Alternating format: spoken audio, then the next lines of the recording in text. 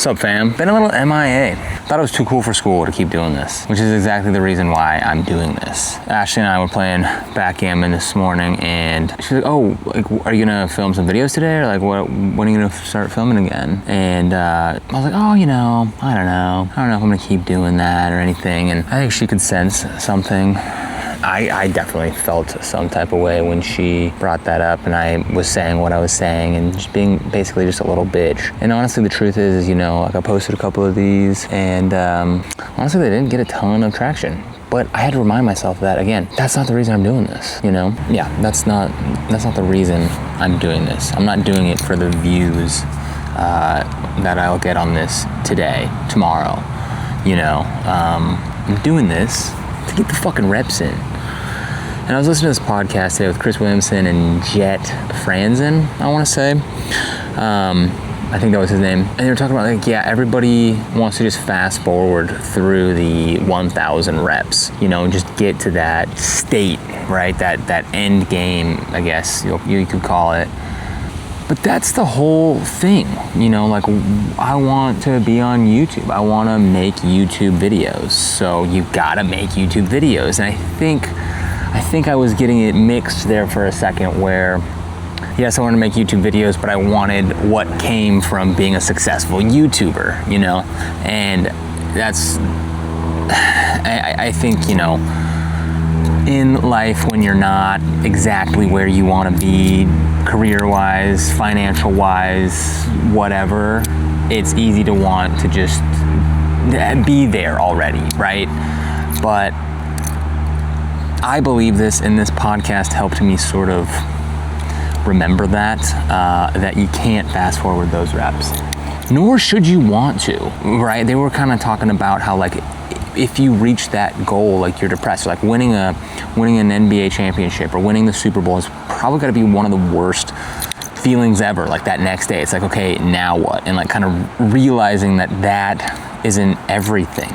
Your whole everything you've ever wanted wasn't instantly fulfilled like that because you did something that you've been maybe training 10, 20, 30 years for, right? Which sounds counterintuitive, but it's the process. And so I'm sure this has been said before, but what I've been thinking about today a lot is process over outcomes. Because it's like, how do you get enlightened? Chop wood and carry water. What do you do after you become enlightened? Chop wood and carry water. Same kind of thing. It's like, okay, how do you get in the best shape of your life? You eat less, move more, lift weights, get enough protein, right? What do you do once you get in good shape? You eat less, move more, lift weights, get more protein. You know what I mean? It's that same thing. How do you become a YouTuber? You make a shitload of YouTube videos. Oh, what do you do once you become a YouTuber? You make a shitload of YouTube videos. And I think this ties very nicely into something else I made a video on, talking about my disdain for the gym that I've had lately. I think that's probably a pretty accurate word for it.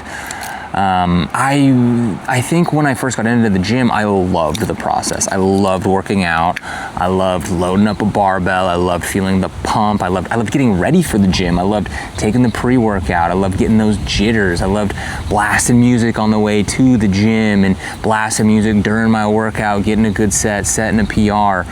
And it was almost like the strength and the physique was a byproduct. This is kind of a realization that I'm having right now. And I think it would do me well to fall in love with that process again, because I think lately I haven't been wanting to work out. I've been wanting to be fitter. And I think that's a losing mindset right out the gate. So, moral of the story, process over outcome. Process over outcomes. Got to get those reps in. There's no shortcutting them in anything. In the gym, in business, in relationships. You can't have the love that a couple that's been together for 60 years has in 6 months. It's just not possible. You might be soulmates, you might have the best connection ever, but there's no way you can skip those reps, skip those hard times that you got through together.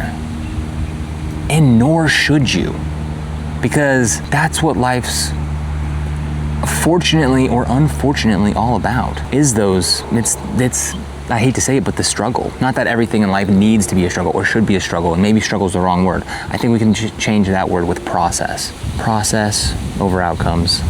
I fucking love you. You got this.